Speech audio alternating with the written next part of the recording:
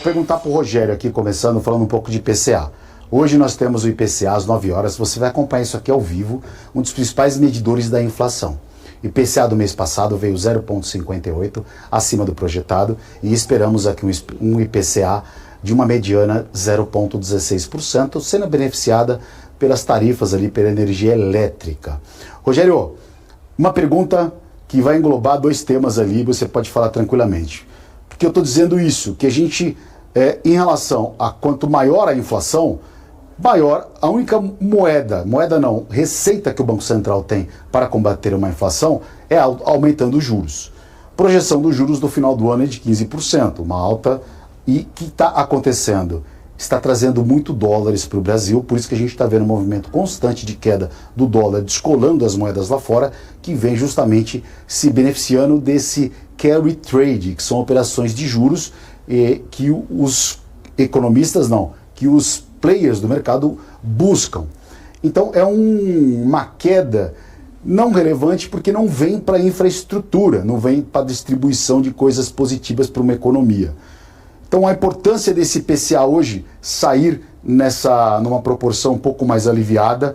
E se você está acompanhando, a curva de juros ela caiu, agora se estabilizou, mas podemos ver um IPCA ao longo dos próximos meses mais calmos e beneficiando por uma queda de juros do Banco Central brasileiro. Lembrando que o Banco Central brasileiro ele não tem um hábito de ficar subindo e cortando juros, não. Ele sobe, espera um tempo, espera se acomodar, aí ele vem cortando e avisando. Então, assim, corte de juros esse ano, acho muito pouco provável, Rogério. Você tem razão, Marco. Aqui na GWM, por exemplo, a gente tem discutido muito essa questão do quão efetivo, né, eficiente e quanto os canais que fluem ali a política monetária têm os seus efeitos de forma bastante pragmáticos, né? A gente sabe, como você mesmo disse, né, o principal instrumento de política monetária para a contenção do avanço de preços dentro de uma estrutura de economia, né, aqui no Brasil, por exemplo, é via taxa de juros. Mas a gente sabe que tem outros fatores aí muito relevantes, como a expectativa de inflação, que está bastante deteriorada por parte de todos os agentes econômicos. Quando a gente olha para o indicador, naturalmente a gente espera, de fato, muito alinhado com a mediana do mercado, entre 0,15 e 0,16, desacelerando em relação à inflação de dezembro, mas ainda com consistência acima do teto da inflação aqui no Brasil, que é de 4,5% no limite, né?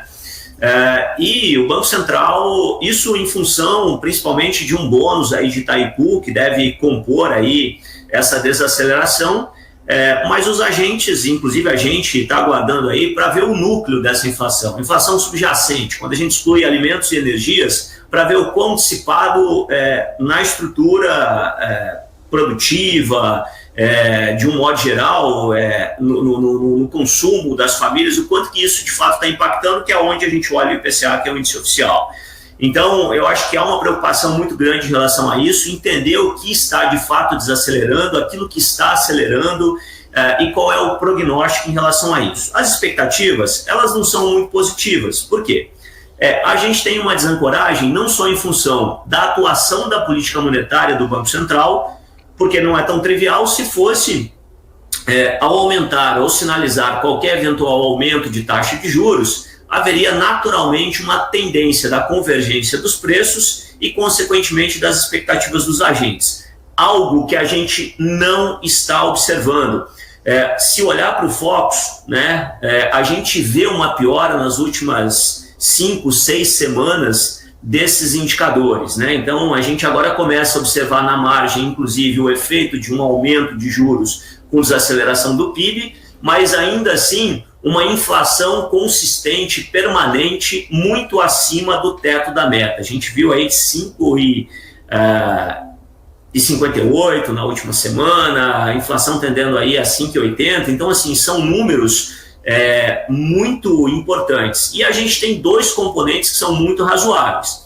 Internamente, a gente tem a questão fiscal, inclusive hoje você mencionou da agenda do Haddad com a Câmara e o Senado, né, principalmente ali com o Alcolumbre, que é um endereçamento das principais pautas e discussões, né? O governo tem aí 25 prioridades.